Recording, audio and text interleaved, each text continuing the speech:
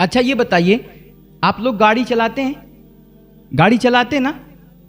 آپ کو معلوم ہے گاڑی بنانے والے نے بتا دیا ہے کہ یہ گاڑی پٹرول سے چلے گی، خالص پٹرول سے. لیکن آپ کیا کریں کہ جب پٹرول ڈلانے کا وقت آئے تو آپ اس میں پٹرول نہ ڈلوا کر کے گھاسلیٹ ڈلوا دیں، مٹی کا تیل ڈال دیں. گاڑی چلے گی؟ یا پھر آپ اس میں ملاوٹی پٹرول ڈلائیں کہ کچھ گھاسلیٹ ہو کچھ پٹرول ہو، اس طرح نکلی پٹرول اس میں ڈال دیں تو گاڑی چلے گی؟ میرے بھائی گاڑی کا ستیہ ناش ہو جائے گا، انجن جل جائے گا. اسی طرح ہمارے رب نے جس نے یہ جسم بنایا نا ہمارا، اس نے بھی بتا دیا ہے کہ اس جسم کو صحت مند اگر رکھنا ہے اور زیادہ دن تک اس جسم کو چلانا ہے، لمبی عمر چاہیے آپ کو، تو اس کے لیے تمہیں پاک اور حلال غذائیں کھانی پڑیں گی. لیکن آپ حرام حلال جائز ناجائز پاک ناپاک جو کچھ آئے سب ٹھوستے جائیں اور پھر کہیں کہ یار میں تو پانی فلٹر ہی پیتا تھا، پھر پتھری کیسے ہو گئی؟ بات سمجھ آ رہی ہے؟ آپ کہیں یار کہ میں بڑی پروٹین والی غذائیں کھاتا ہوں، بہت دوڑتا ہوں، بھاگ دوڑ کرتا ہوں، ورزش بھی کرتا تھا، صبح صبح کتنے میں واکنگ کرتا تھا، سب کچھ کرتا تھا، لیکن پھر بھی یہ شوگر ہو گیا، پھر بھی یہ کہاں سے کینسر لگ گیا؟ تو میرے بھائی اس میں نا میں یہ نہیں کہہ رہا ہوں، استغفر اللہ، کوئی یہ نہ سمجھے کہ اب جس کو کینسر ہوتا ہے وہ صرف حرام کھانے سے ہی ہوتا ہے، یا جس کو پتھری ہوتی بیماریاں لگتی ہیں وہ صرف وہ ہر کوئی مطلب حرام ہی کھا رہا ہے. ایسا نہیں، ضروری نہیں ہے، لیکن کبھی کبھار یہ چیزیں حرام غذائیں سبب بن جاتی ہیں. یہ حرام لقمے اندر سے ہمارے جسم کو یار گلا کر کے سڑا کر کے رکھ دیتے ہیں اور یہ پوری باڈی کا ستیہ ناش کر دیتے ہیں. اس لیے خبردار یار، بھوکا رہ لینا میرے بھائی، کم کھانا لیکن کبھی حرام لقمہ مت اٹھانا. یار کہتے نا کہ اگر آپ اپنی زندگی کو محفوظ کرنا چاہتے ہیں، خوشگوار بنانا چاہتے ہیں اور زندگی میں برکت چاہتے ہیں، عزت چاہتے ہیں، صحت چاہتے ہیں، اور خاص طور پر میرے بھائی آج کے زمانے کے لحاظ سے میں بات کر رہا ہوں، بالخصوص اگر آپ اپنا بڑھاپا محفوظ کرنا چاہتے ہیں تو خبردار نہ خود کبھی کوئی حرام لقمہ اٹھانا اور نہ اپنے بچوں کے حلق سے کبھی کوئی حرام لقمہ نیچے جانے دینا. اس کا بڑا خیال رکھنا، ورنہ یہ کہتے ہیں نا حرام لقمے سے جن بچوں کی پرورش ہوتی ہے نا، اگر ایک لقمہ بھی حرام کا آپ نے کھلا دیا ان بچوں کو تو آپ بڑھاپے میں خدمت بھول جائیے، آپ اپنی اولاد سے وفا بھول جائیے، کامیابی بھول جائیے میرے بھائی. آپ کا بڑھاپا آپ کے لیے عذاب بن جائے گا اور ایسی بیماریاں اللہ نہ کرے آپ کو لگ سکتی ہیں کہ جس کا آپ نے کبھی تصور بھی نہیں کیا ہوگا. اس لیے یہ بتائیے آپ حرام کیوں لے رہے ہیں؟ کیا وجہ ہے؟ آپ کیا سمجھتے ہیں کہ اگر آپ نے حرام لقمہ نہیں اٹھایا، حرام کمائی نہیں کی، یہ چوری نہیں کی، 2 نمبری نہیں کی تو آپ بھوکے مر جاؤ گے؟ یا آپ کی قسمت میں جو رزق لکھا ہوا ہے وہ آپ کو نہیں ملے گا؟ ابھی کہتے ہیں نا حدیث پاک ہے کہ ابھی ماں کے پیٹ میں بچہ 3 مہینے کا بھی نہیں ہوتا ہے نا، اس سے پہلے اللہ رب العزت ماں کے پیٹ ہی میں ہر بندے کے رزق کا فیصلہ کر دیتا ہے کہ اس کو کتنا ملے گا. اب جو اللہ رب العزت نے لکھ دیا ہے اس سے زیادہ تو آپ کو مل نہیں سکتا، اور جو آپ کے حصے کا ہے اس کو آپ سے کوئی چھین نہیں سکتا. تو پھر یہ 2 نمبری کیوں؟ یہ بے ایمانی کیوں؟ یہ چوری ڈکیتی کیوں آپ حرام کی طرف جا رہے ہیں؟ یار ہمارے بزرگ فرمایا کرتے تھے کہ جس طرح نا موت انسان کا پیچھا کرتی ہے، موت جو اللہ نے لکھ دیا ہے جس وقت پر آنی ہوگی، وہ آپ کہیں بھی ہوں، کسی بھی جگہ ہوں، موت آپ کے وقت پر وہ آپ کو آ ہی جائے گی. اسی طرح جس طرح موت بندے کا پیچھا کرتی ہے نا، اسی طرح بندے کی قسمت میں لکھا ہوا رزق اس کا پیچھا کرتا ہے. آپ کی قسمت میں جو لکھا ہوا ہے وہ ہر حال میں آپ کو ملے گا. تو پھر یہ بے ایمانی کیوں کرتے ہیں میرے بھائی؟ اس لیے خبردار یار. دیکھو ایک بندہ جسے مان لیجئے محفلوں میں ہوتا کیا ہے، ابھی مان لیجئے یہاں پر بیٹھے لوگ ہیں، یا عام طور پہ جو دینی مجلسیں ہوتی ہیں، میلاد شریف کی جو محفلیں ہوتی ہیں، ان میں محفل ختم ہونے کے بعد شیرنی کا انتظام رہتا ہے، ہوتا ہے 10 کلو 15 کلو جیسی پبلک ہوتی ہے اس لحاظ سے شیرنی کا انتظام کیا جاتا ہے کہ بھائی اتنی پبلک ہوگی، ہر بندے کو کم از کم 2 پیس دینی ہے، مٹھائی دینی ہے، جو بھی ہے، تو اس لحاظ سے وہ میلاد کی محفل کرانے والا اس کا انتظام کرتا ہے۔ اب جب شیرنی بٹنے لگ جاتی ہے تو ہم لوگ عام طور پہ دیکھتے ہیں کہ اس میں کچھ لوگ چھینا جھپٹی کرنے لگ جاتے ہیں۔ یہ بتائیے، یہ چھینا جھپٹی کرنے والے جو چھینتے ہیں، اگر وہ اپنی جگہ پہ شانتی کے ساتھ شرافت کے ساتھ بیٹھے رہے تو کیا ان کو یہ شیرنی نہیں ملے گی؟ ملے گی بھائی۔ میلاد کی محفل کرانے والے نے پہلے سے یہ سوچ رکھا ہے اور اس نے اندازہ لگا لیا کہ ہمارے میلاد کے پروگرام میں اتنے لوگ آئیں گے اور اس کے لیے اتنی شیرنی کا انتظام کرنا پڑے گا، تو اس نے کیا ہے۔ تو اب آپ اپنے حصے کی وہ شیرنی چاہے چھینا جھپٹی کر کے حاصل کریں اور چاہے تو چپ چاپ اپنی جگہ پہ شرافت کے ساتھ بیٹھے رہیں، جب آپ کا نمبر آئے گا تو آپ کے حصے کی وہ شیرنی خود بخود عزت کے ساتھ آپ کے ہاتھ میں پہنچ جائے گی۔ یہی معاملہ رزق کا ہے کہ اللہ رب العزت نے اپنی تمام مخلوق کے حصے کا رزق اس کی قسمت میں لکھ دیا ہے۔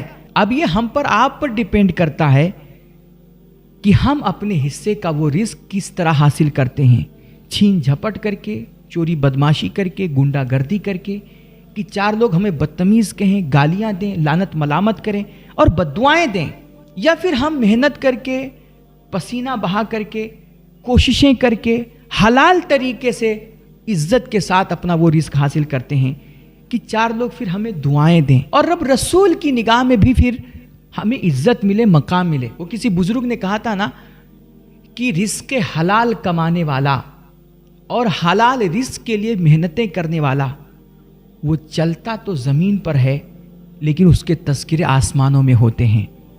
لیکن اس کے الٹا آپ دیکھیے کہ آج بہت سارے نیکوکار، پرہیزگار، مجھ جیسے مطلب دیندار سمجھے جانے والے لوگ کہ جو روزہ نماز کے بھی بڑے پابند ہوتے ہیں اور ماشاءاللہ حج بھی کرتے ہیں، عمرہ بھی کرتے ہیں اور سب کچھ اچھائیاں کرتے ہیں، لیکن پھر بھی زندگی میں برکت نہیں محسوس ہوتی اور بیماریاں طرح طرح کی گھیرے ہوتی ہیں، گھر میں نحوستیں ہوتی ہیں، لڑائی جھگڑے ہوتے ہیں، رنجشیں ہوتی ہیں، بھائی بھائی سے بات کرنے کو تیار نہیں ہوتا ہے۔ یہ سب نحوستیں کہاں سے آتی ہیں؟ اور پھر بسا اوقات ہم مصلی پہ بیٹھ کر کے ان تمام چیزوں سے نجات پانے کے لیے بڑی دعائیں کرتے ہیں، بڑا گڑ گڑاتے ہیں اور بڑی اللہ سے منت سماجت کرتے ہیں، لیکن پھر بھی اس کا کوئی اثر ہماری زندگی میں نہیں دکھتا ہے۔ کبھی کبھار شیطان پھر ہم پر اور ایک طرح سے حملہ کرتا ہے کہ یار یہ نمازیں پڑھنے سے کچھ نہیں ہوتا ہے، دعائیں کرنے سے کچھ نہیں ہوتا ہے، دیکھ فلانا ایسا کچھ نہیں کرتا اور وہ کہاں سے کہاں پہنچا جا رہا ہے، اور تو اتنی نمازیں پڑھتا، دعائیں کرتا اور کیا سے کیا کرتا، ساری اچھائیاں، لیکن تیری ان اچھائیوں کا کوئی اثر نہیں دکھ رہا ہے۔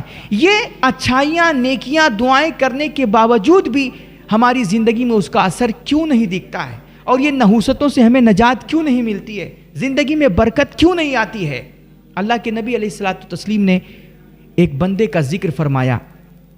آپ نے بتایا کہ ایک بندہ جو بہت دور سے بڑی لمبی جو ہے مسافت طے کر کے، سفر کی مشکلیں کاٹ کر کے وہ بیت اللہ شریف پہنچا، خانہ کعبہ پہنچا، اور پھر فرماتے ہیں وہ مد یدیہ الی السماء، اور اس نے اپنے ہاتھ یوں آسمان کی طرف پھیلا لیے اور اللہ کے گھر کے سامنے کھڑے ہو کر کے وہ کہنے لگا یا ربی یا ربی، دعائیں کر رہا ہے، گڑ گڑا رہا ہے، منت سماجت کر رہا ہے، اور بڑے مطلب کہتے ہیں عجز و انکساری کے ساتھ، تذلل کے ساتھ وہ اللہ سے رو رو کر کے دعائیں مانگ رہا ہے۔ لیکن اللہ کے نبی فرماتے ہیں کہ وہ دعائیں تو بڑا گڑ گڑا کے کر رہا ہے، لیکن فرما رہے ہیں وَمَطْعَمُهُ حرام وَمَشْرَبُهُ حرام وَمَلْبَسُهُ حرام وَغِذَا بِالْحرام فَأَنَّا يُسْتَجَابُ۔ یہ اللہ کے نبی فرما رہے ہیں کہ یار یہ اتنی دور سے مسافتیں کاٹ کر کے طے کر کے اللہ کے گھر پہنچا ہے، حج کرنے آیا ہے، خانہ کعبہ کا طواف کر رہا ہے، اور اللہ کے گھر میں پہنچ کر کے کتنی منت سماجت اور رو رو کر کے یہ دعائیں کر رہا ہے، گڑ گڑا کر کے یا ربی کی صدائیں لگا رہا ہے، لیکن اللہ کے نبی فرماتے ہیں اس کا کھانا حرام کا ہے، اس کا کپڑا حرام کا ہے، اس کا پانی حرام کا ہے، اس کا سب کچھ، اس کی زندگی حرام کے لقمے سے چل رہی ہے۔ اللہ کے نبی فرماتے ہیں پھر اس کی دعائیں کیسے قبول ہوں گی؟ اللہ कैसे इसकी दुआएं कबूल करेगा। वो कहते हैं ना कि जब हम कभी, अच्छा ये भी होता है कि यार हमारी ज़बान का असर तो ख़त्म ही होता है, हमारी दुआएं तो रद्द ही होती हैं। अगर हम हराम लुकमा खा रहे हैं, हमारे हल्क से हराम लुकमे उतर रहे हैं, तो इस हराम लुकमे की नहूसत ज़िंदगी में इस तरह आती है कि अगर हम किसी अल्लाह के बड़े वली से भी दुआएं कराएं अपने हक़ में ना, बड़े बड़े उलमा सुलहा भी हमारे हक़ में दुआ करें, 7 कुतुब बैठ करके हमारे हक़ में दुआ करें, तो अल्लाह उन अक़ताब की दुआएं भी हमारे हक़ में कबूल नहीं करता है। ये इतनी ख़तरनाक चीज़ है ये हराम लुकमा। कहते हैं जो जिस्म हराम से पलता, ये भी मफ़हूम हदीस है, फरमाते हैं कि जो गोश्त हराम के लुकमे से पलता है ना, वो गोश्त, वो जिस्म न इज्जत के काबिल होता है, न सेहत के काबिल होता है, और न कल आखिरत में वो जन्नत के काबिल होगा। दोनों चीज़ें, दुनिया भी बर्बाद होती है, आखिरत भी बर्बाद हो जाती है। और अगर वक्ती तौर पर आपने हराम कमाइयाँ इकट्ठा भी कर लीं और कुछ दिन ऐश इशरत कर भी लिया ना, तो ये ज़्यादा दिन तक नहीं चल पाएगा। ख़ास तौर पे इसकी जो नहूसत जो आपकी नस्लों में आएगी, वो अल्लाह न करे 7 पुश्तें भी आपकी 7 नस्लें भी तबाह कर सकती है। वो कहते हैं ना कि लम्हों ने ख़ता की थी, सदियों ने सज़ा पाई। कभी ऐसा भी होता है कि एक बीज जो हम ज़मीन में डालते हैं, बीज जैसी होगी ना वैसा ही दरख्त निकलेगा और उस दरख्त पे वैसे ही फल लगेंगे। तो आज जब जो हम जिस तरह कमाइयाँ कर रहे हैं और ये कमाइयाँ हम अपने बच्चों को जो खिला रहे हैं, फिर वही बच्चे कल बड़े होकर के बुढ़ापे में हमारे सामने आकर के आँख लाल करके खड़े होते हैं, और जब हमें झिड़कते हैं तो हम कहते हैं कि मौलवी साहब तावीज़ बना दो, हमारा बच्चा तो ऐसा नहीं था, बड़े लाड प्यार से हमने पाला था। फिर कहते हैं तो उसको बहू ने आकर के बर्बाद कर दिया। नहीं मेरे भाई, ये कहीं ना कहीं हमारी वो एक कोई चूक होती है ज़िंदगी में, कोई एक नाजायज़ लुकमा आ जाता है, हराम लुकमे आ जाते हैं, बेईमानियों के लुकमे आ जाते हैं, जो हमारी नस्लों को तबाह कर देते हैं, हमारी ज़िंदगी को, हमारी लाइफ को, हमारी इस जिस्म को गला करके और मतलब ख़राब करके रख देते हैं। इसलिए बीमारियों से बचना चाहते हो, दुनिया में इज्जतें चाहते हो, औलाद से वफा चाहते हो, उनकी बुढ़ापे में खिदमतें चाहते हो, तो मेरे भाई हलाल लुकमा खाओ यार, कभी हराम के करीब मत जाना मेरे भाई। हलाल लुकमे की ताकत, मैंने बताया कि इंसान चलता ज़मीन पे है लेकिन उसके तज़किरे आसमानों में होते हैं। रब रसूल की निगाह में बड़ा पसंदीदा होता। हज़रत साद बिन वक्कास रज़ी अल्लाह ताला अन्हु एक सहाबी रसूल, कहते हैं उनकी दुआएं बहुत जल्द कबूल हो जाती थी, जो भी दुआ करते थे फ़ौरन अल्लाह कबूल कर लेता था। किसी ने पूछा कि ये दुआएं आपकी फ़ौरन कबूल कैसे हो जाती हैं, जो भी मांगते हैं अल्लाह पूरा कर देता है, अता कर देता है। उन्होंने कहा ये आज तक मेरे हल्क से कभी भी कोई हराम लुकमा नहीं उतरा है। इसलिए मेरे भाई अपने लुकमे पाक करो यार, अपनी ग़िज़ाएं पाक करो। ये पाक ग़िज़ाएं, ये हलाल लुकमे आपकी ज़िंदगी में वो बरकत लेकर के आएंगे, वो खुशियाँ लेकर के आएंगे और वो सादतें लेकर के आएंगे जो बड़े बड़े बाबाओं और पीरों के तावीज़ात भी नहीं ला सकते। ये होता नहीं यार, कभी कभार हमारा नौजवान बोलता है कि हज़रत हम नमाज पढ़ना चाहते हैं, अपने अंदर बदलाव लाना चाहते हैं, लेकिन हो नहीं पाता हमसे। फजर में उठना चाहते हैं लेकिन आँख ही नहीं खुलती है। कहते हैं शैतान गाफिल कर जाता है। ये मुसल्ले पर बैठो ना, 5 मिनट बैठना मुश्किल हो जाता है। मस्जिद में जाओ जुमा के दिन, हफ्ते में भी पहुंचो तो नींद आ जाती है। ये सब नहूसतें हैं, बदलना चाहें फिर भी ना बदल पाएं, नेकियों की तौफीक छिन जाए, अल्लाह ताला मुसल्ला छीन ले, सजदे से महरूम कर दे। ये सब क्यों होता है मेरे भाई? ये अल्लाह ना करे कहीं ना कहीं ये सब हराम लुकमे की नहूसतें होती हैं। तो अगर खुद को बदलना है, ज़िंदगी में इनकलाब लाना है, तो कहते हैं जब बड़े बड़े मौलवियों की तकरीरें भी इनकलाब ना ला सकें, तब वहाँ हलाल लुकमा इनकलाब लाता है। जब बड़े बड़े डॉक्टरों के दवाएं और उनके नुस्खे फेल हो जाएं, उनके इलाज का कुछ असर ना हो रहा हो, तब फिर हलाल लुकमा अपना असर दिखाता है। इसलिए मेरे भाई हलाल की तरफ आओ यार। ज़िंदगी पाक करना चाहते हो, अपने लुकमे पाक कर लो, ग़िज़ाएं पाक कर लो। यार हम लोग देखो कितने बेवफा हैं यार, और कितने दोगले लोग हैं। ये डॉक्टर ना हमें बोल देता है कि तुम्हें नमक नहीं खाना है, हम छोड़ देते हैं। डॉक्टर कहता है तुम्हें शक्कर नहीं खाना है, हम छोड़ देते हैं। डॉक्टर कहता है तुम्हें चावल नहीं खाना है, गोश्त नहीं खाना है, हम डॉक्टर के कहने पे सब कुछ छोड़ देते हैं यार। अच्छा ये बताओ, नमक हराम है या हलाल है? हलाल है। शक्कर हराम है या हलाल है? हलाल है ना। मिठाइयाँ हलाल है ना। ये चावल हलाल है ना। ये गोश्त वगैरह सारी चीज़ें हलाल हैं। यार कितने दोगले लोग हैं हम डॉक्टर के कहने पर हलाल भी छोड़ देते हैं, लेकिन रब रसूल के कहने पर हराम भी नहीं छोड़ते हैं। और फिर कहते हैं कि यार ये हमारी ज़िंदगी में ऐसा सब कुछ क्यों हो रहा है, ये नहूसतें, ये बीमारियां क्यों लग रही हैं। मेरे भाई अपने साथ इंसाफ करो यार, और अपनी गिज़ाओं को पाक करो, लुकमे पाक करो। इंशाअल्लाह इसकी बरकत से तुम, अल्लाह की कसम मैं कहता हूँ, अगर तुमने अपने लुकमे पाक कर लिए ना, तुम खुद महसूस करोगे अपनी ज़िंदगी में आसमान से रहमतों और बरकतों को उतरते हुए। करके देख लो, तुम थोड़ा कमाओगे ना, लेकिन दिल बड़ा पुरसुकून रहेगा, रात में बड़ी आराम की नींद सोओगे। वरना ये हराम कमाने वाले आप जानते हो ना, ये रात में उनको उस वक्त तक नींद नहीं आती है जब तक ये रात में नींद की गोली नहीं खा लेते हैं। बड़े बड़े लोगों को हमने देखा है, इनको ऐसी ऐसी बीमारियां थोड़ी सी, आज देखो ना यार, एक गरीब होता है, मजदूर होता है, फावड़ा चलाने होता है, कितना कटता है, पिटता है, और कैसे कैसे उसको बुखार लगते हैं। लेकिन क्या होता है, आता है एक नींद, बिस्तर पे लेट करके मारता है और सुबह फ्रेश। कभी कभी कट जाता है, फट जाता है ना, फावड़े लग जाते हैं, लोखंड लग जाता है, वो क्या करता है, कोई चिथड़ा पड़ा होता है उसको चीर करके बांध लेता है, ठीक हो गया 2 दिन में।